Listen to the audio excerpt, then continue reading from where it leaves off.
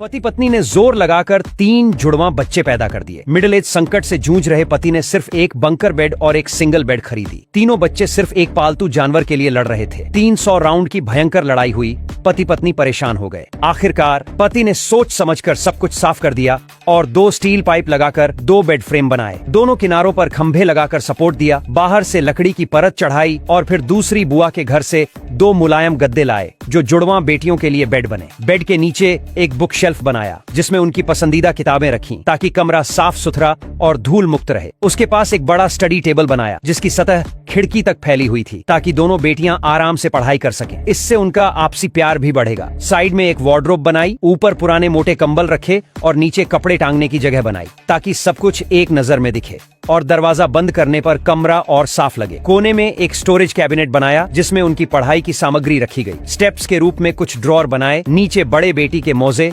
बीच वाले में छोटी बेटी के कपड़े और सबसे ऊपर खिलौनों के लिए जगह रखी। साइड में लकड़ी के बोर्ड पर 2 पतले से खोखले हिस्से बनाकर इनबिल्ट स्टोरेज नीचे दीवार में बनाए। बेड के सिरहाने स्विच और सॉकेट लगाए ताकि रात में किसी परेशानी का सामना न करना पड़े। बाहर एक पार्टीशन वॉल बनाकर उसमें 2 नकली झरोखेदार खिड़कियां लगाई। बगल में रेलिंग लगाई जिससे बच्चों की सुरक्षा बनी रहे। नीचे स्टील फ्रेम का सपोर्ट दिया और फिर से लकड़ी की परत चढ़ाई जिससे यह सालों तक चले। और दूसरी बुआ के घर से एक मुलायम गद्दा लाया जिससे सोने में आराम मिले। सीढ़ियों के नीचे एक पतला सा स्टोरेज बनाया जिसमें स्विच और सॉकेट लगाए। बेड के नीचे 3 बड़े ड्रॉर लगाए जिनमें बेटे की चीजें रखी जा सकें और जरूरत पड़ने पर उन्हें आसानी से बाहर निकाला जा सके। बेड को प्लास्टर बोर्ड से कवर करके एक अलग प्राइवेट स्पेस बनाया। साइड में एक स्टडी टेबल लगाई जिसमें उसकी पढ़ाई की चीजें रखी गईं। अंदर हल्का सा पर्दा लगाया ताकि उसे प्राइवेसी मिले। सामने एक अलमारी बनाई जिसमें ऊपर पुराने कंबल और नीचे कपड़े टांगने की जगह दी। इस तरह कमरे का डिजाइन तीनों बच्चों को अलग अलग रहने की जगह देता है जिससे वे एक दूसरे को परेशान किए बिना